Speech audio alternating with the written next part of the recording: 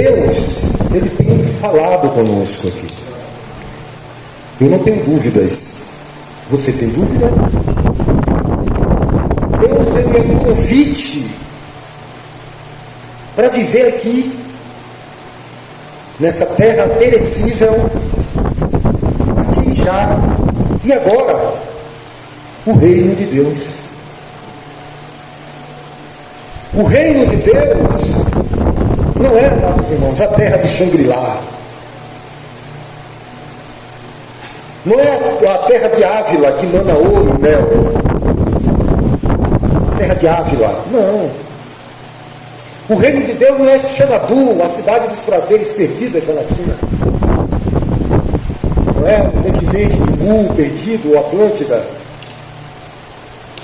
Não é a pedra filosofal que os alquimistas procuram. O reino de Deus não é um paraíso perdido por Adão e Eva.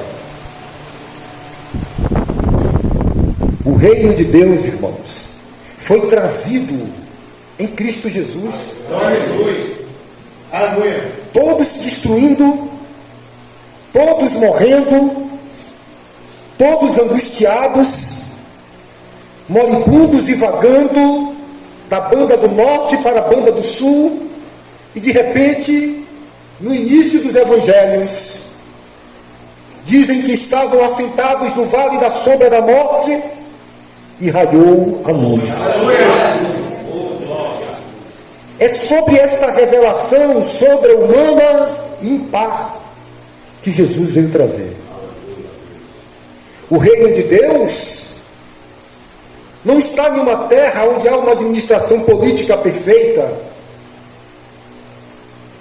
O reino de Deus não é esse céu empírico ou essas realidades administrativas pelas ideologias.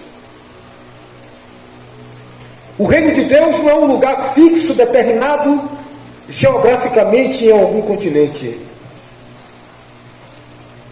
Ele aparece nas plagas das pairagens da Galileia, em Decápolis, em Jerusalém, em Nazaré, no Jordão. E ele diz para a multidão: arrependei-vos, porque é chegado o reino dos céus. E onde está esse reino dos céus? Onde se encontra esse reino? Alguém quer buscar essa localização para comprar uma passagem de avião? Alguém quer ir para uma ilha deserta? Alguém quer ir para alguma localidade? Onde está Jesus? O Senhor disse que é chegado o reino de Deus. Será isso uma utopia? Um conto de quimera? Uma ficção? Uma miragem no deserto? Uma ilusão? O Senhor disse para aquela multidão que estava ali, que condenava aquela mulher porque tinha pegado um vaso de alabastro, um unguento preciosíssimo, e quebrado sobre a sua meiga fonte. Foi o Senhor que disse, exortando aqueles homens, que disse que poderia vender e comprar 300, 500, 2.000 cestas básicas e alimentar os pobres. E tu mesmo disse: os pobres vocês sempre vão ter no meio de vós. Como pode? O reino de Deus chegou. É chegado o reino de Deus, e as injustiças e as desigualdades sociais e a criminalidade e o infanticídio, o furocídio, latrocínios e homicídios acontecem. Fratricídios, irmão matando irmãos,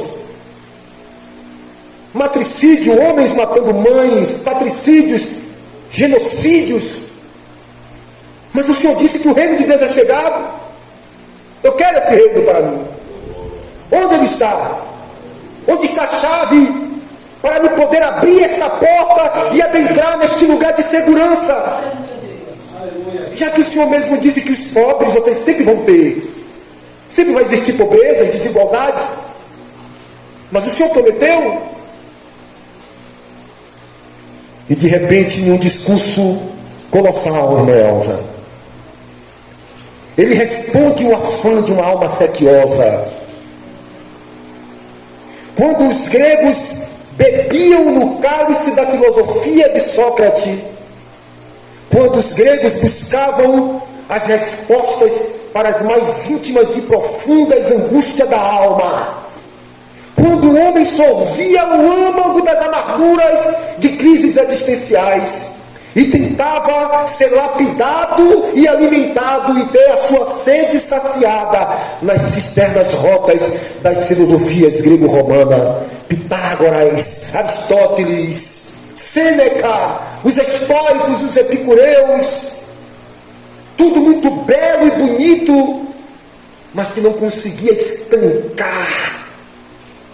E eles ouviram falar de Jesus Cristo e saíram da Grécia cerca de 2.000 e poucos quilômetros em um lombo de cavalo e outros de pé. E no último dia da festa, porque os irmãos compeliam Jesus dizendo: tu não vai descer a festa? Você não vai para a festividade lá em Jerusalém? E Jesus olhou para os seus irmãos e disse: o tempo de vocês sempre está presente, é sempre agora. Mas aqueles que são dirigidos por Deus sabem o tempo e o momento. E no último dia da festa, no momento final, Jesus desce para Jerusalém. E alguém chega ali perto e diz: Jesus, eu tenho algo para lhe dizer. Os gregos estão aí na porta e querem falar contigo. Jesus sentado, os gregos com aquela torga de nobres filósofos. Quem não conhece a mitologia grega, quem não conhece a filosofia grega, sabe, não tem a ideia do que estava acontecendo ali. Ali estava a base da humanidade. Jesus sentado, ficou de pé e soltou-me uma frase colossal: chegou a hora do Filho do Homem ser glorificado. Chegou o momento da humanidade se quedar aos pés daquele que disse: eu que sou o caminho. Aleluia. E ele subiu e todos queriam ver ele. No último dia, olhe para o seu irmão do lado e diga: Jesus chega na hora certa. Jesus chega na hora certa. Não se desespere. Subiu e gritou e disse: quem tem sede, venha a mim e beba da água da vida. O seu coração queima aí a presença de Jesus.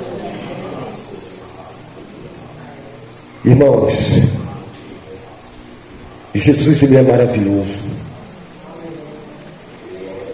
E todos queriam então encontrar essa porta, passar por esse portal tridimensional, uma física quântica. E Jesus olha para todos e solta uma palavra que eu quero que ela penetre no seu coração. A morte, a angústia, a tristeza, o pecado, as dores desta vida, as injustiças, pertence a esse mundo caído, pertence ao Deus deste século. Mas Jesus estende uma esteira de luz e diz: o reino de Deus está dentro de vós. Você pode escolher continuar debaixo da toca desse mundo maligno. Mas se nesta noite você escolher neste momento, através do arrependimento, ter acesso ao reino de Deus, que não vem com aparências exteriores, não está ali, não está lá, não está na economia dos Estados Unidos, não está na economia do Reino Unido, não está na estabilidade econômica da Dinamarca, ou está nos projetos sociais da Noruega. O reino de Deus está em qualquer lugar onde eu estiver vivendo. Aleluia! Ele está em você. Você é o reino de Deus. Como você tem vivido? Jesus estava orando no Horto das Oliveiras, e chegou a multidão, uma trupe, e Jesus disse: vamos, vamos, vamos. É chegado o Deus deste século, não há nada dele em mim. o reino das trevas, o reino do mal. E o apóstolo Paulo, ele nos diz, ele nos chamou, nos levou para o reino do seu Filho amado. Você não capta muitas vezes que você está vivendo fora do reino de Deus?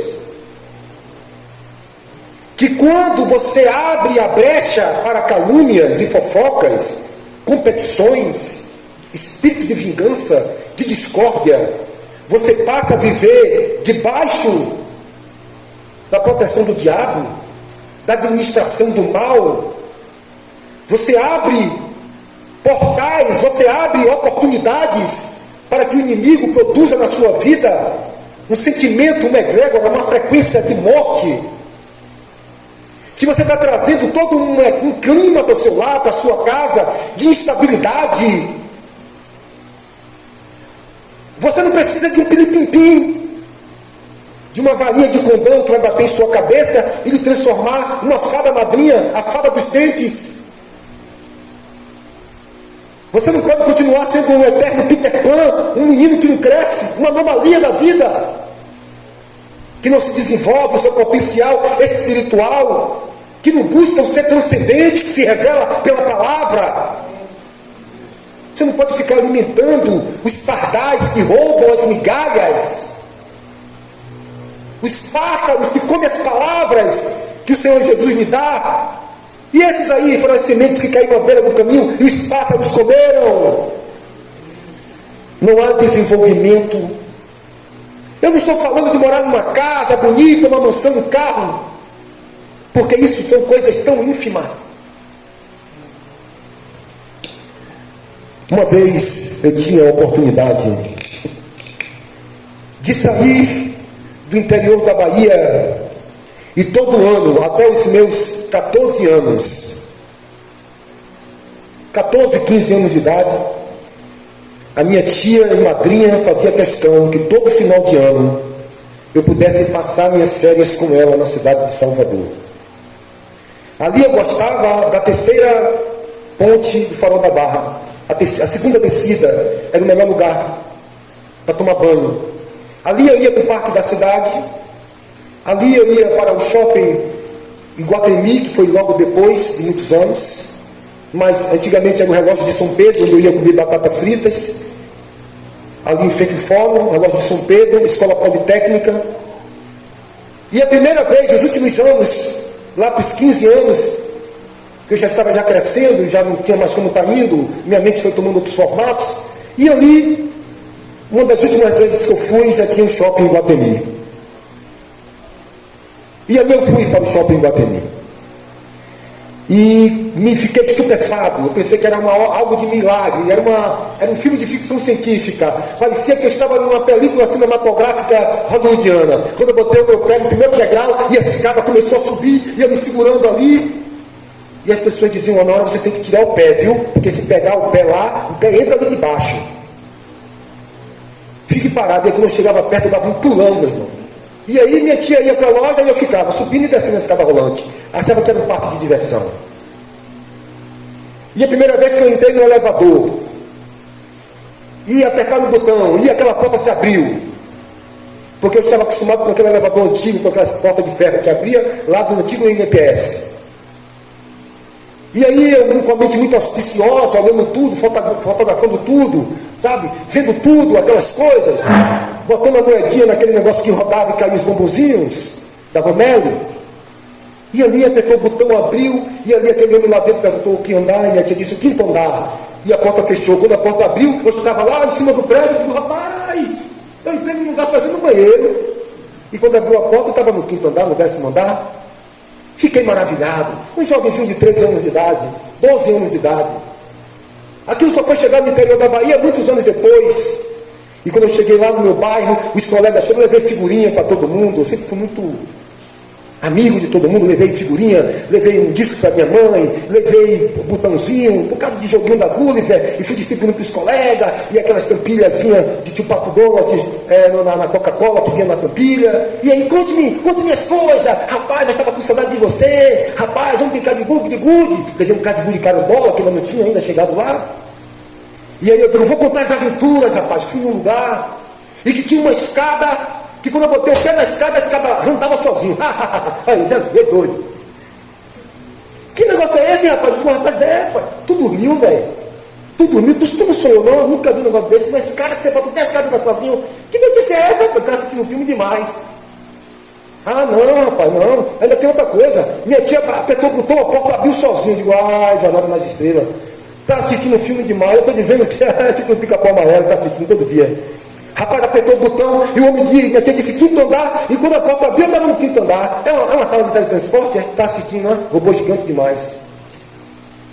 E aí, eu vou botar de escada rolante, a escada anda sozinha. Eu fui para casa um pouco triste. O nome disso é ignorância. É tudo que você não tem conhecimento e acha que não existe. Nós estamos vivendo em um mundo de pessoas superficiais, de pouca profundidade, de pouco estudo, que não procura pesquisar, que acredita em tudo que a mídia diz, que não leem. E quando você diz, olha, não existe isso ou não existe aquilo, olha, há a possibilidade de um teletransporte, há a possibilidade da física quântica, há o poder da palavra, e quando você começa a entrar na área da física, da ciência, isso não existe, rapaz, tu é doido. Jesus desfragmentou o átomo, se desintegrou e passou por uma parede sólida e se integrou do outro lado. Há a possibilidade de um homem fazer isso, talvez? Há a possibilidade de andar por cima das águas, talvez? Ele disse que há uma coisa chamada fé, que ele pode transportar montanhas. O apóstolo Paulo foi até o terceiro céu e ouviu vozes inefáveis que não pode dizer para nós. Não pode. O que foi que ele ouviu? O que foi que ele viu? Eu quero dizer que a ignorância tem fechado portas para você. A falta de fé, a falta de capacidade de entender, de acreditar. Daniel orou e o anjo desceu. Que falou com Daniel. Não existe anjos. Você é ignorante? Você não tem conhecimento de uma coisa e acha que não pode existir. Isso está bloqueando a sua vida espiritual. Você para de dialogar com as pessoas que não... Jesus olhou e disse, eu estou falando das coisas da terra, você não entende? Deixa eu falar das dos céus. Em outra ocasião, Jesus disse assim, o que eu estou fazendo agora, você não tem como entender. Você não cresceu ainda. Você ainda está com a mente pequena. Você não compreendeu ainda. Mais tarde você vai entender. A ignorância, a etapa evolutiva ainda é uma criança espiritual. Em outra oportunidade, Jesus disse, eu queria lhe dizer muito, mas você não pode suportar. Se eu falar, você morre espiritualmente. Você fica vendo as coisas só por um patamar, só por uma dimensão. E essa ignorância, essa obscuricidade na sua vida, bloqueia você para um novo conhecimento, bloqueia você para um novo entendimento, fecha portas e fecha oportunidades, porque não é o novo, não é coisas novas, não é mudanças, é parar para entender que tem coisas que não são aplicáveis na atualidade. Não é aplicável você ter um telefone dentro de casa, é aplicável? Você não tem como levar o seu telefone para a rua, o telefone custa caro. É aplicável você ter um celular do tamanho de um tijolo, que não tem smartphone? É aplicável para você se comunicar, para você entrar no aplicativo do banco?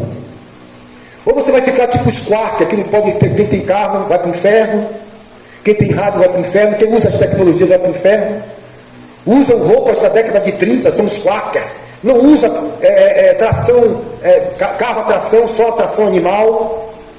Você vai para a comunidade menonita, que eu me relacionava com eles na década de 90, 80, 89, 93, lá no sul, lá em Santa Catarina, que vive ainda de uma forma rudimentar, vai aplicar como?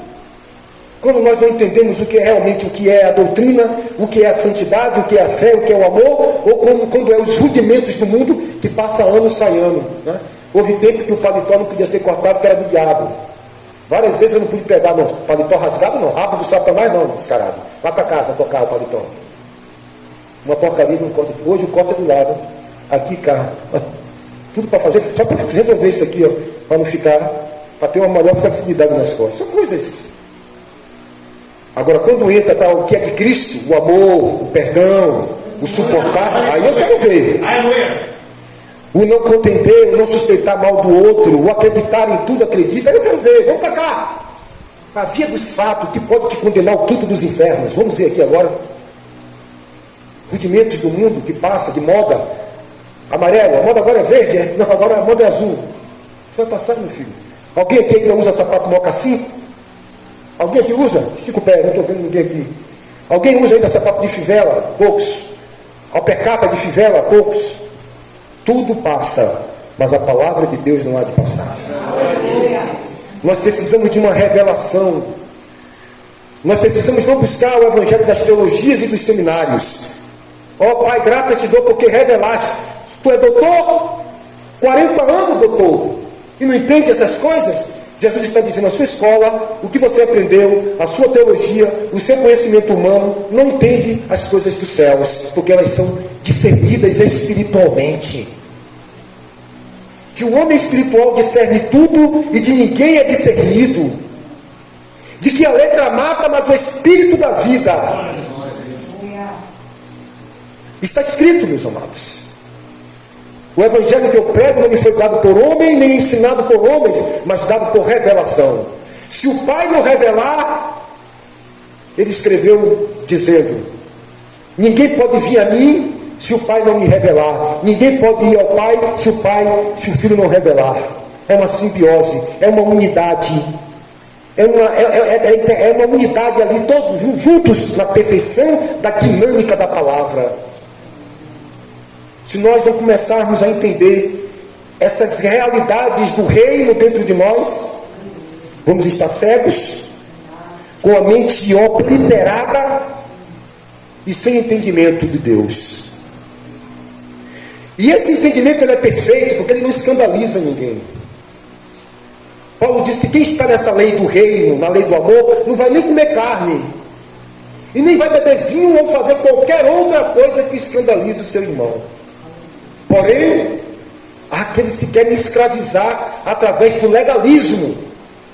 E nós se tornamos muitas vezes presa e ficamos em um evangelho opaco, sem brilho e sem vida.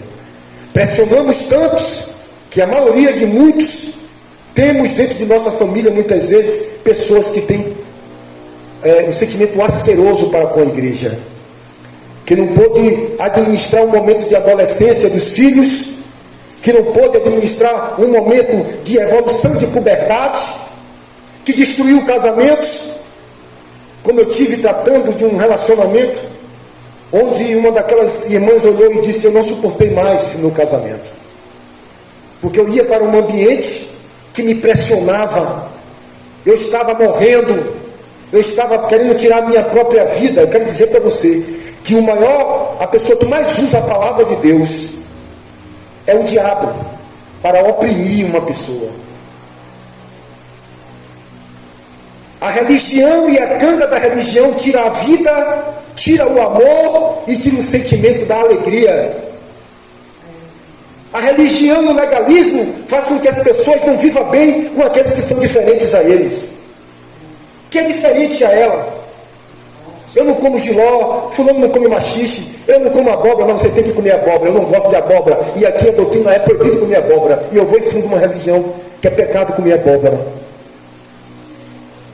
Meus queridos, existem regiões da África que as mulheres ainda pegam sangue menstrual e passam no rosto, porque acreditam que é bom para a espinha. Existe aí ainda lugares de pessoas que comem fezes, porque acham que é bom para alguma coisa. E a gente vai vivendo como aqueles fariseus que aumentavam os lactérios do vestido porque achavam que aquilo fazia eles mais santos que os outros. Você gosta? É bom para você? Maravilha, eu te amo. Do jeito que você é. Agora um dia você vai se encontrar com Deus. E se o que você estiver fazendo não é o que é da vontade dele, você vai se ver com ele. Ele é o seu juiz. Eu não posso julgar a sua liberdade pela minha, e nem vice-versa. Senão a gente vai se tornando pessoas pesadas, irmãos, que mudam o ambiente, que fica insuportável, pesado demais. E chega um momento que nem você mesmo se suporta, de tantas coisas que você se exige. Salomão disse: não seja demasiadamente sábio, porque nem você mesmo vai segurar a onda, nem você mesmo vai suportar. Vai chegar um momento que você vai ver que não é nada disso, você vai querer flochar e você vai estar escravo dos seus próprios conceitos e não dos conceitos de Deus. Vinde a mim, todos vós que estáis cansados, porque o meu fardo é leve e o meu jugo é suave. Eu vejo muitas religiões no Brasil, eu respeito todas elas. Sei até que tem coisas que não vai naquele último dia mudar em nada para a salvação. A gente tem visto tantos escândalos aí, irmãos, tremendos, que não se vê. Paulo disse: olha, o que eu tenho ouvido aqui não se vê nem no meio dos ímpios. Que aqui tem um camarada que tem relação com a própria mãe, com a própria mulher do marido, do pai, a madrasta. Estava acontecendo dentro daquele ambiente onde deu mais trabalho a Paulo, a igreja de Gálatas e a igreja de Corinto. E se nós não tivermos não a mente aberta não para se modernizar para o pecado, se modernizar para esse mundo, estamos vivendo aí apostasia, as pessoas se entregando. Cuidado com essa modernidade aí. Não é sobre isso que eu estou falando. Eu estou falando sobre o amor, irmão, sobre a verdadeira santidade, sobre uma vida de jejum, uma vida de oração, uma vida de consagração, uma vida de buscar dons espirituais para vencer esse mundo de ódio. Nós precisamos cada dia mais orarmos, nos consagrarmos e se preocupar mais conosco. Se o outro está cozido, assado, compete o ensinamento. Eu vou chegar aqui e vou ensinar, e cada um vai decodificar e viver. Jesus ensinava, tinha ainda pessoas que matavam. Jesus ensinava, ainda tinha um que estava com um 38 ali para matar. A vida toda dando com aquele revólver na cintura, um facão que não tinha mais tamanho, que meteu no meio da cabeça do soldado e arrancou a orelha. E Jesus pregando o sermão das bem-aventurados pacíficos. Você estava onde, Pedro? Naquele dia, você não ouviu? Jesus disse: bem-aventurado os pacificadores. E é pacificador que você pegou uma espada para matar. Todo dia estava ali ouvindo as meias palavras de Jesus, todos os dias. Jesus chegou para Pedro e disse: quando você se converter, aí tu converte teus irmãos. Não era convertido, era crente, frequentava a reunião, expulsava demônio, voltou com os 70 alegre. Senhor, os demônios nos submetem. Alegrado, porque os nossos nomes estão escritos no livro da vida. Mas fazendo milagres, o próprio Judas que traiu Jesus estava ali, expulsando o demônio e fazendo milagres. Irmãos, o perseverar é até o fim, irmãos. Tem um carinho imenso pelo aquele irmão ali. Ele é diferente, ele usa um óculos de um grau diferente do outro irmão aqui na frente. Ele gosta de roupa esportiva, glória a Deus, amém. Eu não gosto de certas roupas, amém. Eu gosto disso aqui. Eu tenho que obrigar você a usar isso? Deus, ele tem xerox. Nós temos outras coisas mais importantes para buscarmos, irmãos, e para viver uma vida de harmonia e de amor, mantendo uma vida saudável, ensinando, como estou fazendo aqui. Houve uma época que me parecia que eu ia enlouquecer, porque eu achava que eu era obrigado a ser o Espírito Santo na sua vida. Você só vai se estressar, porque ninguém muda a cabeça de ninguém. Você não vai mudar porque o outro, deixa lá, sai fora, faça você a sua parte. Está dizendo todo dia: irmãos, cuidado, o mundo é mau, cuidado com isso, cuidado com aquilo. Está ensinando. O caminho é esse. O outro está lá discutindo política. Não discuta política, irmãos. Não perca a amizade. Nós sabemos em quem devemos, como cidadão, cumprir o nosso mandato. Há pessoas que se inclinam-se para o Evangelho. Há pessoas que dão, quem não é por nós, quem é por nós não é contra nós. Os conceitos ali, quem fortalece o mal, fortalece o mal. Quem fortalece o bem, fortalece o bem. Cada um deve se olhar as características das Escrituras e se inclinar e orar a Deus. Agora você vai ficar discutindo política? O nosso reino não é desse mundo, irmãos. A nossa pátria está nos céus. Em qualquer momento, acaba tudo. Quero dizer a você uma coisa. 9 horas em ponto. Preste muita atenção. Os homens desta terra, eles têm a sua agenda global. Elon Musk desenvolveu um robô, o Optimus, de alta tecnologia. Taiwan desenvolveu o T-1000, do Exterminador do Futuro, um robô que se liquefaz e passa por debaixo da porta e se refaz de novo. Isso e outras tecnologias quânticas que o tempo, e eu já falei, e sempre falei aqui, deste púlpito e aqui na comunidade. Houve um tempo em que os homens se organizaram com as ciências e as tecnologias, e Deus precisou vir na terra e destruir aquele portal tridimensional que era a Torre de Babel. Os homens têm seus projetos, têm suas agendas globais até 2030. Isso não significa que eles vão conseguir concretizar os planos dele. Porque Deus disse que se o tempo não fosse abreviado, nem os escolhidos seriam salvos. Aquela pedra da visão de Daniel, que veio no formato de uma mão e bateu no espécie da visão de Nabucodonosor, a qualquer momento virá. Os planos dos homens serão frustrados e para sempre estaremos com o Senhor dos ares. Um novo céu e uma nova terra onde reinará a justiça. Ande na sua fé. Tudo que é feito sem fé é pecado. A fé não é de todos, disse o apóstolo Paulo. A fé que tu tens, tenhas para ti. Um tem fé que pode comer carne, coma. Tem fé, coma. Outro não tem fé que come vegetal, coma. E seja salvo comendo vegetal, comendo capim, o outro seja salvo comendo carne. Tudo que é feito sem fé é pecado. Você não vai mudar a cabecinha de ninguém. Está cheio de azeite, está cheio de combustível. Vai em frente, meu filho. Está começando agora. A vida não é uma Disneylândia nem uma novela. Então é preciso fugir da ignorância, do obscurecimento, né? Daquilo que é obscuro, e buscar a luz que é Jesus Cristo. Se você não administrar a tua casa, a tua família, se tu ficar... Tem gente que é ladrão de problema. Você conhece o ladrão de problemas? Ladrão de rouba problemas. Pare com isso, você está se cansando, meu filho e minha filha. Você está pegando fardos pesados. Entregue ao Senhor as tuas lutas e os teus problemas. Entregue a Ele. Até onde você vai conseguir? Vai chegar um momento, que vai tocar a válvula do coração. Você vai dar uma estafa. Tu vai cair duro. E o cara vai continuar aí. O moleque sendo moleque. O bandido sendo bandido. E tu lá debaixo de 7 palmos. Quem não deixa amor de filho, de filha, de pai, de mãe, por amor a mim, não é digno de mim. Ame em todo o tempo, mas entenda que cada um levará a sua cruz. Faça uma leitura desse mundo atual e veja, irmãos. E veja o que está acontecendo. Mantenha a sua lamparina com azeite. Mantenha a sua vida em vigilância. Porque vai chegar um tempo, e já chegou. Irmão, ora por mim. 10 minutos depois, irmão, ora por mim. 5 minutos depois, irmão, ora por mim. Gente, você não ora por ninguém, não?